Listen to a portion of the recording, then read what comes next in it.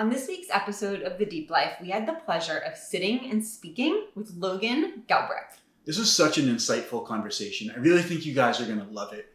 Logan is such a great example of somebody who truly lives life outside the box. He's always doing things his own way. He is always pursuing his highest expression.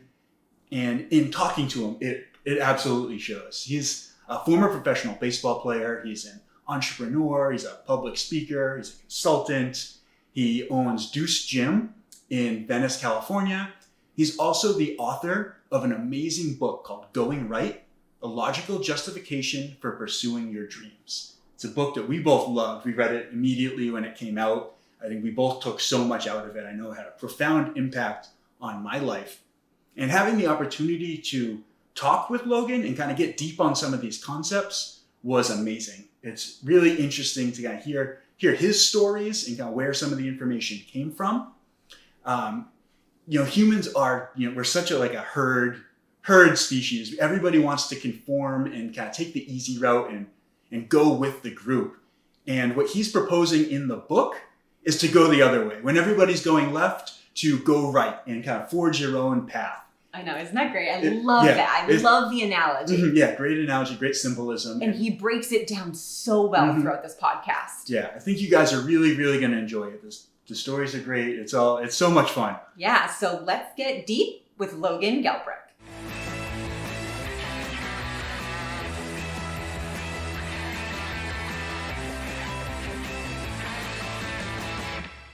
All right, so we are here joined by Logan Gelbrich. Really looking forward to this interview. So thank you so much for coming on. It's great to have you, and welcome to the show. Yeah, thank you. I'm stoked to be here with y'all. Why don't we just kind of jump right in to let people know who kind of don't know who you are, a little bit about yourself, a little bit of a kind of brief background. I have a background in team sports. I played college and professional baseball, and I think the thing that probably brings us together most is what I do in the strength and conditioning world. I own a brand of gyms, strength and conditioning gyms called Deuce Gym. And yeah, I think we bring a lot of value in the world. And I think what ends up being a differentiator is this idea that the gyms aren't just a public facing fitness business, which they are. We say we have two bottom lines. One is selling fitness, and the other one is developing people. And so our organization is structured in a unique way, such that all of the leaders inside of the organization are sort of responsible for their own development and the development of everybody else on the team, as much as we are responsible for making money selling fitness. And then so that with that comes a whole lot, but that's sort of the gist of it. Sort of a chronic entrepreneur, always doing too much. I'm sure we'll get into some of those different things, but it's just, Deuce is a special place, and it has really informed a lot of what I talk about, and that sort of builds sequentially on my past life in sports, which has informed a lot of what we do at Deuce. So yeah, you've kind of cultivated this community, a family aspect with it, which is just really special. Yeah, from the outside looking in, I think the Deuce community seems like something really special. And I think you describe it so humbly, but you are a former professional baseball player. You started kind of an internationally recognized gym, public speaker.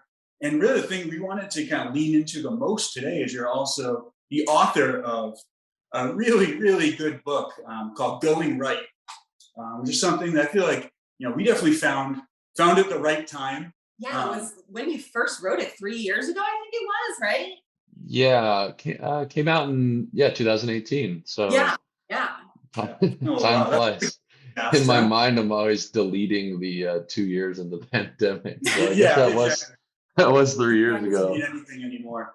Yeah. Well, I'm glad you had a positive experience with it. That was one of the most difficult things I've ever done, and so it is also very rewarding because I do I get feedback still to this day, probably on a weekly basis, even a couple times a week from people that I've never met, like yourselves, who are impacted by it. So yeah, it freaks me out, it blows me away. It's nuts, you know. Yeah, that's really cool. And it's something like you did such a great job with it. I think the tagline, the logical justification for pursuing your dreams, makes so much sense when you really sit back and look at it and kind of obviously like read through the books. I think it's something that we're often told from a young age not to do. That it's not safe to pursue your Yeah. dreams. I think you kind of shatter that idea a little bit. But could you kind of get into what going right means to you? So it's kind of like a starting point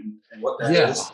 100%. So, going right is funny. I was once in a coffee shop here locally that was selling the book, sort of coincidentally, and I was sort of observing someone looking at the book on the shelf, and just they didn't know who I was, of course. So just sort of seeing them try to process what it was, and there's all kinds of like funny maybe political assumptions or whatever, but Oh, going right yeah, going right was my effort to coin a unique term, because I think language is important. Coin a unique term to describe a decision making model that I am proposing is um, specifically advantageous, the highest utility decision making model. And then, just for the sake of simplicity, going left would be the opposite, and that would be, and I'll describe what those are. But essentially, I'm putting a title to what I'm saying is choosing the pursuit of your greatest self expression, um, your peak human potential. The the D word, dreams, is like a very straightforward way to say that. Sometimes people just start rolling their eyes when I say that. So um, the reason for the argument for going right is it's so very rare. I think there's this pull on humanity, on all of us, to concede your best self, to at some point relinquish that pursuit, because it is very hard and it is unrelenting. It just doesn't even get easier as you go. It like gets harder. It's such an endless choice. And so then going left was this sort of common occurrence that I observed, where people are they're conceding their best self, and what it looks like is self-sacrifice and leaning on social norms and choosing a life that is certainly not what they want, but it is certain, and we don't like the uncertainty of going right.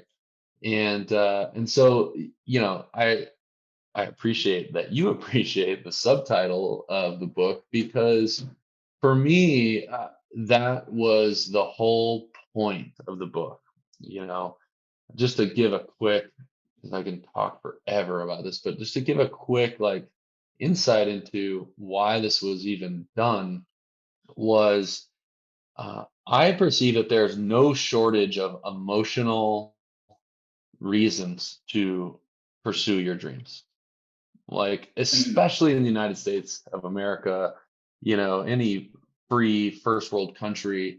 We're so insanely privileged and teed up for opportunity with regards to choice, that I would find it difficult to find people who have lived a life of any length who at some point didn't feel something in their belly about what they really want to do uh, during their life.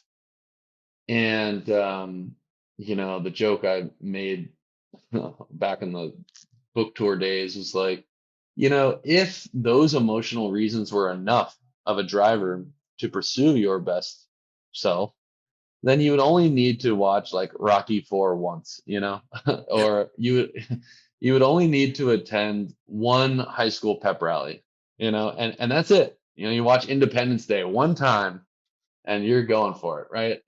But that's not what we all observe.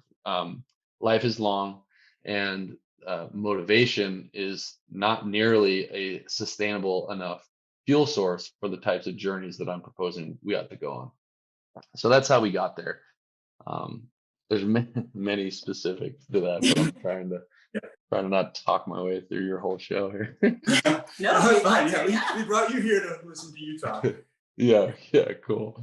Do you think that like almost like the desire to like play small and to go left and do the reasonable thing is kind of evolutionary, or do you think that like as in like play small and stay alive, live to see another day, or is it more of like a cultural type? Everybody telling you from a young age, and you used the example of being a baseball player and telling people like, okay, I'm going to be a professional baseball player when you're like 8 or 9 years old. And they're like, oh, that's great. But also, if you thought about becoming an engineer or an accountant or whatever other jobs. Totally. It's such a great question. And I think like any great question, the answer is a bit nuanced. So I really believe that it's both. So the first thing that you said is this evolutionary? I want to acknowledge that. Of course, yes. There are millions of years of evolution that really support that which keeps us alive. So we are inherently risk averse individuals, right? We don't just look for the tallest buildings in our neighborhood just to jump off them, just to see what will happen, right? We seek safety for our own self-protection. But like anything, I don't know, anything great in life, there's often a paradox there, right? And so the paradox is if you stay in the cave and take no risks, well, then that inherently becomes dangerous as well. I mean, it's not ironic that what I'm proposing is that in an effort to seek certainty and safety in life, the irony is it is potentially the most dangerous decision making you can choose, because if you are 50, 60, 70 years old and you have spent the last 50, 60, 70 years pursuing, let's say, the avoidance of pain, challenge, development, risk, you may be able to make it that long, and come out unscathed. But what I know about life, and I don't know that much, but what I know about life is we can't control it all, cannot control it all. And adversity is coming our way. And so now this person who, in an effort to stay safe, has done a weird thing. They've made it to where they are actually the least prepared for adverse environments, right? And so that seems like a silly logic, right? If your number one goal in life is to stay safe, well, the paradox is you would need to expose yourself to tolerable risks to build up some sort of immunity to risk, right? And so it's a bit counterproductive. Okay, so I'm taking a long time to answer your question, but that's one part of it, is this DNA thing, right? And then the other part that you mentioned is this societal norm thing. And I'm going to sound pessimistic here, but let me try to politic for myself. I really believe that I'm an optimistic individual. I think it makes me want to cry right now on your show when I think of the potential of humanity. Okay, like literally, like tears in my eyes. And we are very peculiar species when we get into groups. Okay, group dynamics create levels of complexity that I think are often never really given their due share. Okay, the intensity of group dynamics is an obsession of mine. But the reason for me saying this to you is when you get people into groups that are all fearful of the same things, we sort of lock arms and band around that fear with, of course, great positive intent, because we are afraid, right? But you'll notice that there is a population of people that, and this is the reason why I wrote the book, that is quite large. Most people are locking arms with other fearful people to relinquish the burden of responsibility that shows up when you engage towards your best self. Just to give like a quick anecdote, so I'm not talking all philosophical only. It's like I got out of baseball, and baseball doesn't matter. I have enough space from the sport as someone who devoted my life, like 20 years, to a very specific sport. Obviously, I don't think that it's stupid. However, I can see that it's just a coincidence. It's just a preference, just like some people like rock music, some people like hip hop music. I just happen to like this sport. And I'm not saying that baseball is necessarily special, but what I find is that if you find an environment that will draw out your best vulnerable effort at the fringe of your capacity, you're going to learn all of these traits and build all of these awarenesses that inform the book. So for me, it was a baseball conversation. I come out of baseball into the quote unquote real world. And I've told this story many times, but it's still important to share, which is I am still surprised at how impacted I was at looking at the world around me in quote unquote the real world, and how easy it seemed.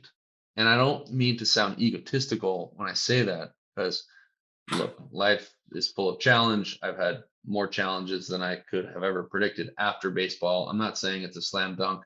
That being said, most people around me were literally mailing it in. And I felt, based on the capacity and attention to detail and willingness to go to the edge of my ability in a silly sport called baseball, that by comparison, almost no one was doing that as an adult in the real world. And it was so fresh in my mind, the power of what it would mean to give your best in something, that by comparison, I felt like, oh my God, I can beat everyone in everything in the real world. No one is even trying. This is tragic, right? And so I wrote this book to address what I observed was the masses of people locking arms to justify this concession of best self. And I think most people are doing that. And when you get together in these group dynamics, it feels better to be with other people who will validate this decision making. And that's not all pessimistic and bad news, because I also observe that there is another community. It's very isolating. Let me say this tangent. It's very isolating to go for it in life, right? Especially if you get any distance down that road, there's fewer and fewer people around you. It feels hard to relate to other people.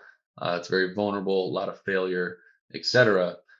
There are less well-traveled paths, less perceived certainty, less infrastructure there, because it's sort of uncharted territory, because you're you and no one's ever done you before. But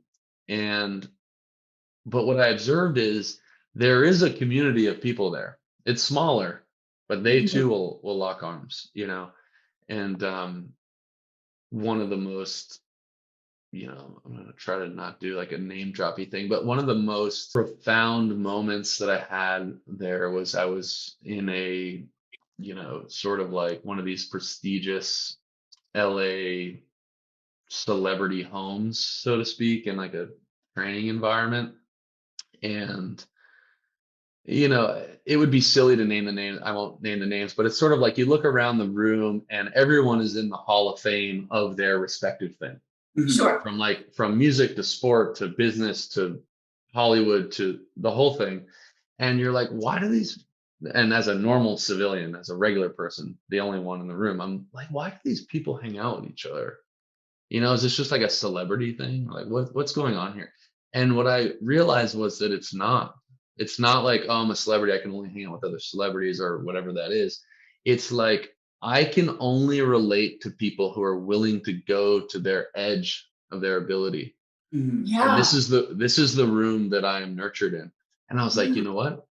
There is a community here. It's just smaller. And so I wanted to make this argument for, the latter, so to speak.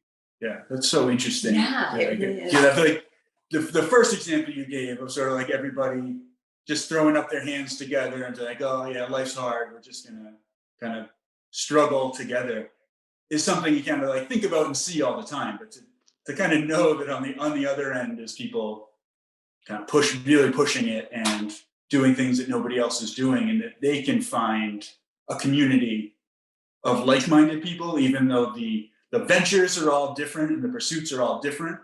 It's that idea of, you know, peak self and like peak expression, like you're saying before, and that is sort of like it's a lonely path because you know there's not many people doing it. But I just find it really interesting to Yeah. kind And of and it's like more paradox, right? So what is interesting about this phenomenon is, let's just use the stereotypical example that I just shared of, like, let's say most of America locking arms to feel sorry about ourselves and not pursue what we really want out of this short life that we have. Mhm. Okay. The paradox is, if you sat each of those people down individually at a table and you ask them if they want something, if they want this sort of like more idealized version of life, they all want it individually. Okay. Yeah. But it's only together that they sort of validate this other desire that says that that's not available, we can't do it, we won't do it, etc. Right. And so this is what I mean with the group dynamics. Like, if I can share a brief story, just because it's very relatable, and I share it with you and whoever else is listening openly, because I've shared this directly to the people I'm about to talk about. So I'm not talking behind anyone's back here, but my high school experience was interesting. It's actually similar to something that happened in a faster, more intense version in college.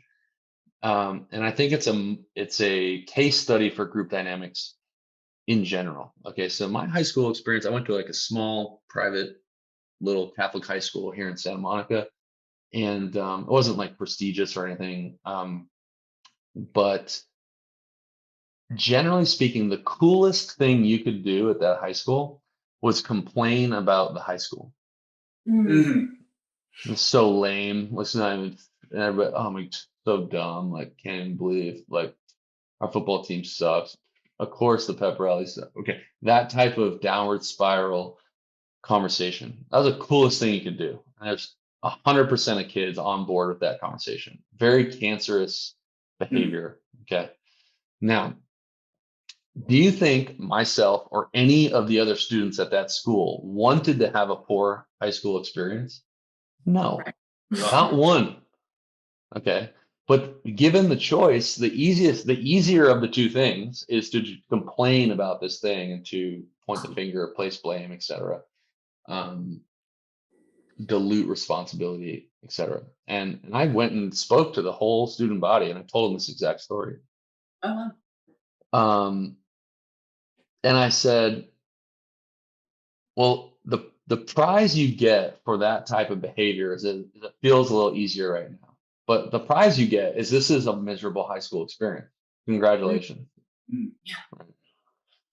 And so a lot of times what people need in a group dynamic is permission to do and get what they want.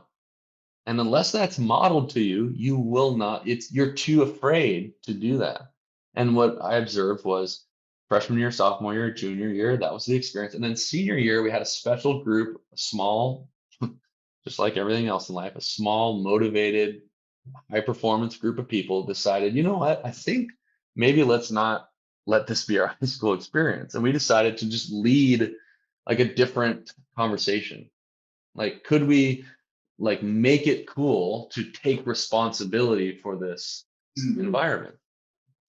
And once that was done, everyone else obviously chose that over the former, right? Which is like this complainer culture thing. You know, similar but different experience. When I go teach a seminar overseas, sometimes I do this little thing in the beginning just to make sure we don't make this classic group dynamic mistake, and I say, who here has been to a dinner party, one of those dinner parties where, it's not everyone's best friends, so it's kind of like seven or eight acquaintances. And it's just a like 30% awkward and like kind of you're just there going through the motions, and you sort of you're anxious going in, you're worried about it not being fun. You participate in the thing, and then you drive home and you're bummed out because it wasn't fun. Okay, everyone at that table wants it to be fun, but they're literally like looking over, like, is it going to be the guy to my left or the gal to my right who's going to lead this thing? And Mhm. so all those people drive home upset that it wasn't a different way. Meanwhile, they all had the same goal, and so I just observed that this is essentially leadership. It's like, what are you willing to be responsible for? And it's a vulnerable act. It's a vulnerable thing Mm. to decide how things are going to be. But if we're not careful and we don't declare that, you get people in groups and we sort of left to our own devices with poor leadership and a lack of vulnerability, we're going to devolve to our worst passive relinquishing selves. So this is like a call to action to get the thing that we all want. Like, I wrote a stupid book that was like about this observation, and now people send me messages every week being like, I quit my job, I sold my house, I'm so excited, I'm doing this thing, and I'm super stoked. I mean, no judgment or whatever, but it sounded to me like they needed a book to give them permission to do that. Yeah, definitely. That's such a great analogy, like the dinner party, because it's something like everybody can relate to. And it's almost like separating the idea, because we were talking earlier about like, you're out to dinner in Malibu with a bunch of Hall of Famers, and we still you want to think of those people as being special and different. But even in the smallest like day-to-day experience, you can take ownership and responsibility for the fun that you want to have, or the success you want to have, and for whatever it is. And in every part of our life, we have a choice, and you can always choose to do the thing that you want to do and to be the person you want to be.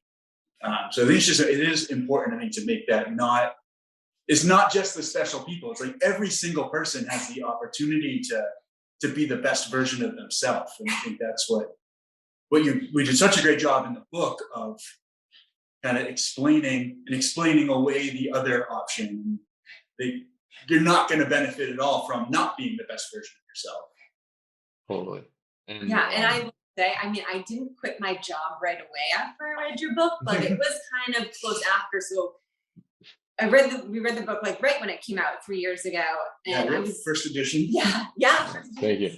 With the most amount of typos, huh? Dang. But I like kind of loved it, Yeah, because it was relatable too. It Yeah. wasn't like a pursuit. It was great. yeah. Speaking of giving permission, that definitely makes things easier. Yeah. Also, the advice of the book is not to quit your job, but there's No, smarter yeah. ways to do it. Yeah. Just what I wanted to preface today. I didn't do it right away. I was in real estate, so I kind of was my own boss at the time anyway. I wasn't reporting to anyone. Yeah. But the notion that you gave, it was really just a voice of reason. Like, wow, I don't have to have a 9-to-5 job, or I don't have to be associated with a company. I have a true potential, and I'm really creative, and my creativity is gonna come out in different ways, whether that be speaking or on a podcast or on books or on, pictures on social media or just painting or drawing. And once the pandemic hit and everything shut down, I was like, this is it. I'm stopping real estate, and Dan and I are just jumping together in this pursuit to kind of defy the odds of the fitness industry and give our raw, vulnerable truth to how we've experienced it. And hopefully we can be voices of reason to people who need it, because people are really afraid to tap into that potential. Because I love the analogies that you're using with the group dynamics. We're the outcasts of our family and friends. And it hit home when you said it's really lonely, because it's not that people are judging us, but I think that they're afraid to tap into their true potential or go the right way instead of the left with the 9-to-5 corporate job or stepping into it. So we hope that we can give, our voice of reason. I love this conversation and what you're bringing to the table. It's so important. We want you to keep talking and Yeah. because it's really important, and what you're saying, people need to hear. Totally. It's interesting, this dynamic that you're experiencing, like the isolation part. I think there's an arc to that experience. Maybe it just changes, but in the beginning, part of what I heard you say is, you know, people are maybe reacting to how you're showing up in the world, and I think what we don't realize is that we're all just mirrors to each other, right? Yes. And so sometimes when we observe, it depends on where people are at in their lives, right? Sometimes when we observe another person going for it, it's inspiring. I want to be Mm. close to it. I want to see that. Um, what I observe is people want to be close to it when they see that it's working out for you. Yeah. Yeah.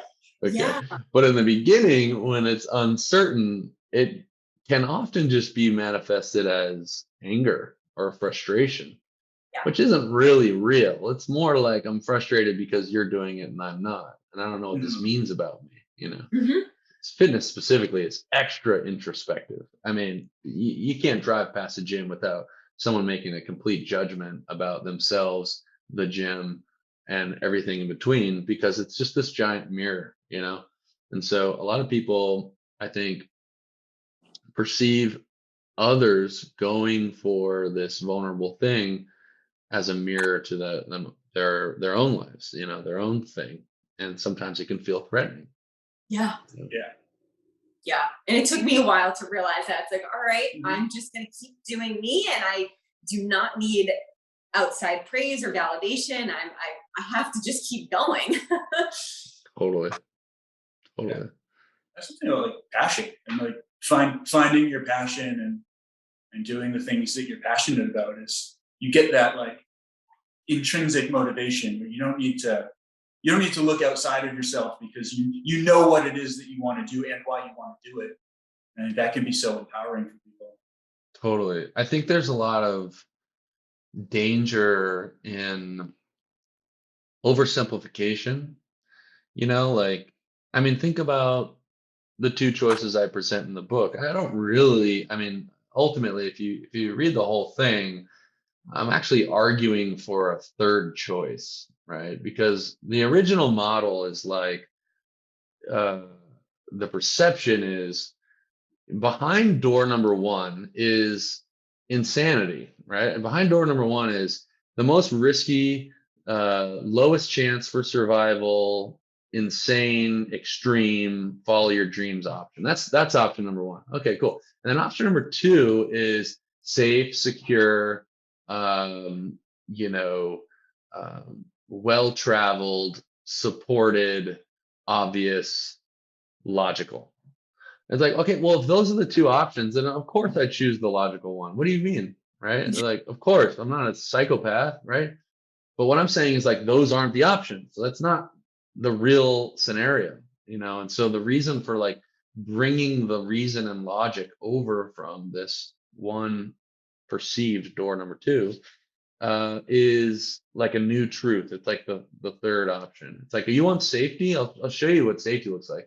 Safety looks like a requisite skill set and life experience that would have you of a certain fitness level, not in terms of lifting weights, but a level of fitness to endure hardship.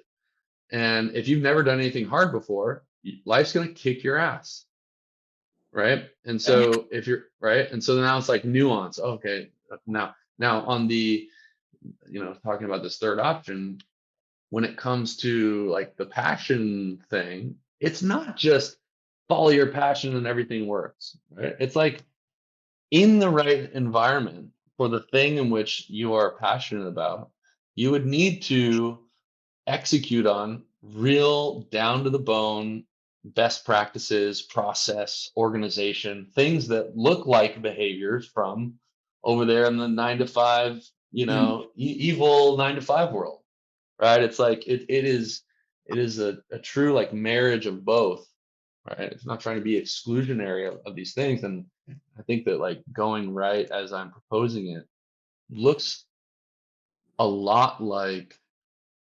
combining elements of these two seemingly opposing situations. It'll be like the almost like the myth of safety. taking the safe, secure route that is supposed to be reasonable, you can still lose that job. And then you're not going to be prepared to do anything else. And if that happens too late, like kind of up shit's creek, where it's like the idea of like developing like anti-fragility, like Nassim Taleb's book, where you can get going through the hardships of pursuing your passion and your dreams, you're going to become more resilient and even like become stronger by the hardships, by the obstacles that you face, so that no matter where you need to pivot, you're prepared for it. Totally. There's a lot of psychological support for what I'm saying as well. Said this before, like the chemistry of the brain is such that it's impossible to feel as though you are in a deterministic reality, like being a victim, meaning you have no say in your status or your state, I should say, and be happy at the same time. Like you can't have no control and be happy at the same time. Now, we never have all control, but if you sort of are relinquishing this element of you holding the pen to your life, is very difficult to experience this thing that everybody apparently is in pursuit of, happiness. You can't experience it and be a victim of your circumstance. And so the reason why I say that is, what we know about like the mechanics of development is we need these bouts of disconfirming information or disconfirming experiences, meaning things that challenge your perception of the world in order to grow. And then this is another paradox. I get to go all around the world, rooms full of people who are leaders or they espouse to be leaders. And I walk into the room and I say, who here wants to be more capable, further along, more evolved than you are right now? And all the hands go up. My hand goes up. Okay. Well, the mechanics of how to do that specifically means what? Let's talk through it. If you accumulate exposures and experiences that confirm who you are and what you believe, by definition, you will not become different, bigger, evolved, further along, etc. Okay, so then what types of experiences, information, exposures would lend to that result? Well, it's exposures to frame breaking information, things that challenges who you are. It's basically negative stimulus, negative feedback, disconfirming information. And it's a paradox because that stuff generally doesn't feel that awesome. It kind of sucks. Yeah. Okay. So everyone's hand goes up. What you're saying by putting your hand up then is that you want those things. Meanwhile, probably you're living your life to avoid all of those things. Okay. So going back to the happiness thing, I'm going to try to plug in the pursuit of happiness into this model really quick. Okay. If you only grow, develop, change, improve every time something outside of your control happens to you, do you feel any agency or control or autonomy in your life? No, you're sort of just reacting to the cancer that came or the financial crisis that you went through or the death in the family or whatever happened, right? You grow every time life hits you down. That's one way to do it. I mean, shit, I guess I'll just wait around for my next life lesson. Yeah. Right. Okay. Or I can be sort of smart enough to know how development works, and I can pursue that on purpose. I can choose the environments, things, people, places, information that will grow me. So yeah, sure. If I wreck my car and like lose my leg, or if I get cancer, sure, there's some sort of growth in that for me. But meanwhile, I'm going to be studying for the test along the way. I'm going to be choosing environments that are going to grow me, right? And the reason why I sort of like advocating for this beyond just the utilitarian part is there is a sense of fulfillment, joy, and happiness possible when you are actively um, doing your development. You see what I'm saying? Yeah, like you're seeking the hard thing and the disconfirming truth. Yeah, and for rooms where all the hands go up where we want to be better, it seems ineffective and passive and almost like victim-like to only grow, evolve, transform, etc. when you experience a trauma or something horrible happens. Yeah. We don't need to, we're smarter than that. We can do life better than that. Yeah, I love that. And I think it's really simple what you're proposing, in kind of that analogy of do the thing that scares you most or that you're afraid of, whether that be really big or even really small. I'll tell a little story of myself, because I've been really trying to hone in on this too, and tapping into my potential, because I'm really scared to take big leaps. But in my head, I'm like, all right, what can I do that's really simple? And this is going to seem really crazy and silly, but my whole life, I was deathly afraid of spiders. And I know that sounds silly, but it's scary to me. Makes perfect sense. Yeah, I'd see a spider on the wall, and I would call Dan at work. You have to get here. You need to come kill the spider. I mean, freaking out. And I was like, all right, wait a minute. That light bulb, it was the download in my head being like, okay, this scares me. How can I lean into that? Like, I'm not going to have pet spiders, but what is it that's making me so scared about this creature that's beautiful? It's a part of nature. It's Mother Earth. It's, the universe in a spider form. And why am I so afraid of it? It was the programming that I received as a child. But each day or each week, each month that I'd see a spider, whether it be outside or in my apartment, I'd get a little bit closer. And every time I got closer, it was like, all right, I can do this. I'm doing something really scary that creeps me out, but I can do it. And it seems so little and mundane, but that built my brain. It built the neuroplasticity in my brain, like what you're saying, for me to tackle the much bigger obstacles that were coming my way, because that's inevitable. Life lessons are going to be there. Totally. I think that's so beautiful. And one of the things that is inside of there is, and who knows which came first, but I find that the sort of like passport for this journey, like the ticket for the ride, in my opinion, is a little bit of faith, or hopefully a belief that we can change. Yes. It's the reason why it's the reason why if you want to work with me, if you want to work with us at Deuce, you have to read one book, and it's not like this cult deal. It's Carol Dweck's work. It's called Mindset. It's a many-time bestseller or whatever. But it is so foundation. Like, we can't even engage in the difficulty of this work if we are not coming to the table with an assumption that we can change. Yes. Because if you don't have that general perspective of the world, then we can't exchange the type of information that at Deuce Gym, for example, is gold. Gold, like negative feedback, is a bar of gold in our world. Okay, like if we're the if we're the old giant steamship, and they had the boiler room down there, instead of shoveling coal into the engine, we're shoveling negative feedback into the engine, because that is the fuel that is going to introduce us to the better version of ourselves individually and collectively.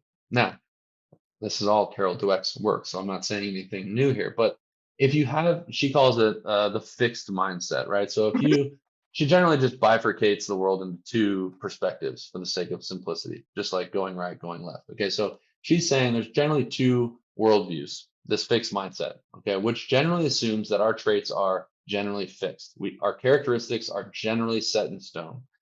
And if you took on that worldview, and some people at this point are like rolling their eyes, I get it, I've read the book, whatever. Sit with it, because there are lanes in your life where your mindset is so fixed and it shows up in every room that you walk in, whether you realize it or not. right? And you can imagine that if you have this worldview that these traits are generally fixed, imagine what that would do to the way that you send and receive information in the world, right? Like if you overheard someone saying that you were a poor communicator and you perceive the world through the lens that our traits are fixed, that information is extremely threatening to you. Mhm. I either have to make them assholes for saying that, or wrong, or bad, or whatever, or I would have to consider that there's a thing that I don't like that is true about me that I can't do anything about. Think about Mhm. how horrible that would feel, right? Yeah. And there are many folks who are walking around the world sort of bobbing and weaving from life's most rich information because of this perspective. If you conversely can somehow come around to taking on this growth mindset, all it is, it's not to say that anytime someone calls you a bad name, you got to like enjoy it or do something with it. It's not what it is. It's this baseline assumption that we can change for better or worse. We are malleable, just like you mentioned neuroplasticity, which is scientific truth Yeah. that we can change. Our brains can change. We can change. Our attributes can change. Period. Period. Period. And even if that wasn't so scientifically backed as it is today, it sure as hell pays to believe it. Yes. Okay. Because if someone gave you some sort of feedback that you're a poor communicator, you could then internalize that as an opportunity for you to do something with it. Hmm. Mhm. And without that assumption, it will be very difficult for anyone to meet their greatest potential, you know? And what a blessing. Like what a ticket to unlimited potential to have this perspective. A former teammate of mine, a guy that I respect, is the best person I know. Former teammate of mine sent me that book because his sister is a grade school teacher. Carol Dweck's work started in education, but it has implications everywhere. And the way he pitched it to me, he's like, "Hey, you got to read this book." I'm like, "Yeah, sure, I'll do whatever you say. You're the man." I go, "What's the short story on it?" And he goes, "I'll say it like this." He goes, "You remember when Coach Hill, talking about our manager, remember when he would come in the locker room and just rip the whole team?" I'm like, "Yeah, of course. We do it. We quote him all the time. We love him." And so I'm like, "Yeah, dude, of course." He's like, "You remember how when it never mattered what he was talking about, like the mistakes or the areas of improvement. You know how you always assumed that it was about you?" And I was like, "Yeah, I definitely did that." He's like, "Me too." And he goes, "I know that you did that too." And he goes, "Because we have this thing that this lady's calling a growth mindset, which is we think that we can use that information to improve." And it would be like, we're not running the bases hard. And full well, I'm running as hard as I can all day long. But in the meeting, I'm like, "You're right. I can run, like I got to be on that. And thank God, because life would be so miserably hard if I took that personally and had some sort of fixed view about that. Thank God. I didn't even have to read the book. I just, for whatever reason, had the thing, just a flip of the coin. You know? But that is, I mean, we can't even start the process of working together without acknowledging that framework. That's how important it is to us. That book was really, really big for me. Is when I read it, when it was probably like 6 years ago, maybe something like that. And I remember reading it, and as like a personal trainer, I've always been really into fitness. The idea of growth always made sense to me. The idea that you can change, you can get better. But then as I was like reading that book and like thinking back on my life, I realized that there were a lot of places where I also had a fixed mindset, where it was like, maybe at some point in my life, I was told I was smart or had the reputation of being smart. So I got to a point in school where I didn't want to try, because if I tried and failed, then people would realize, oh, maybe he's not as smart as we thought he was. Where Totally. if I didn't try, then even if I don't do well on the test, I was just being cool and not trying. So I'm still smarter than you. I just didn't try. And it's like almost like built in this like failure, this like protection around failing. And by reading that book, it completely changed the way I thought about learning and kind of all the different ways that I identified myself. Totally. And it's so like this goes back to what we were saying earlier, right? It's like we all want to live in the world where, you know, everything is malleable and we can change and we can improve, but there's these like self-protective beliefs that really backfire, you know? So here I go, I'm gonna like actively not try as hard on this test to protect. What an insane, and I'm not saying you're insane, like we You're all do absolutely it, right. you know what I mean? But like, what an insane thing. People are doing that with their whole life. Mhm. I'm gonna not try so that I can at the pearly gates be like, hey, how about that one back there? Right? Like, didn't even try. It's Yeah, like that's insane, but we're doing it, you exactly. know? Yeah. And self-preservation is in incredibly toxic in a lot of doses, you know. Yep. Yeah, and it's kind of like the example you gave in the book where you're working at the like a shoe warehouse or something like that. Yeah, yeah, yeah. I love that story is such a great analogy where it's like and yeah, I guess maybe you could probably tell it better, but they didn't want you to Yeah. work quite as hard. Yeah, I mean, the short story is one off season, I took a job in this shoe factory. My dad was like a salesman for a shoe company, and just imagine, you know, industrial warehouse in LA and just all this like walls and walls of shoes, you know, sandals being made in this like factory and then boxed up or whatever. And so I go back there and I'm brand new. I'm like, obviously, you know, I don't look like everybody else. Everyone is pretty sure that they know that my dad works, you know, like the whole, it looks bad, right? But Mhm. I'm like Johnny Blue Collar, like I'm not going to be perceived as lazy, that's for sure. So I'm going to come in here and leave no fucking doubt that I'm down to die back here grinding with these guys. And so I am moving at a pace for whatever 8 hours a day that is just like insane. Boxing shoes, tagging the shoe, doing the thing, blah, blah, blah, blah, blah. And you know, you'd call this person like a try hard in like a different context or Mhm. whatever, but I just chose that over being perceived as lazy or entitled or whatever, right? So my guy, Javier, who's like my manager back there, who had been there for a decade at least, comes up to me a couple weeks in and he's like, kind of in broken English, he's like, Logan, like slow down. Like there will always be shoes.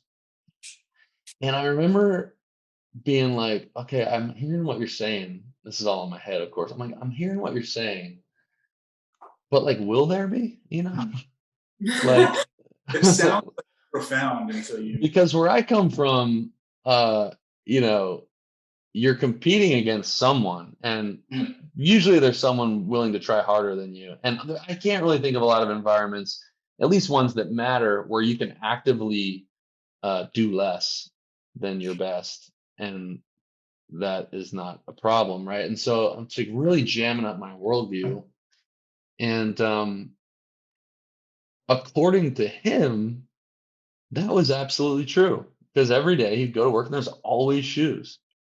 Yeah. But I think the entrepreneur in me was like, that's not true at all, you know? And so it goes. I mean, my dad left the company thereafter, but like the company doesn't exist anymore. And there wasn't always shoes. And so this dude had safety right up until he didn't. Hmm. And you know, and I of course can't say that like the difference between them being in business and not in business is how fast the people in the back were running around tagging shoes like I was. But I am allergic to environments that sort of regress to the mean like that. You know, hey, we're going to actively not do our best is such an assumption that we have all the time in the world or all the Hmm. business in the world, all the shoes in the world. Uh, there's nothing I've ever done that you can afford that. It's all too hard to do something less than your best. Yeah. Yeah. And when you do, like when you do less than your best, you're also robbing everybody else of your best and their best because like in a relationship or you're working with somebody or you're on a team, if you're not giving everything, then that the entire sum of what everybody's giving is less. And then when you're, encouraging everybody to, balance out and do equally less, then like there's obviously no chance for growth or improvement. Yeah, and it goes back to those group dynamics, right? You're Right. normalizing a culture that values certain things, right? And one of those things is this weird, I don't know, hedge against vulnerable efforts, Mhm.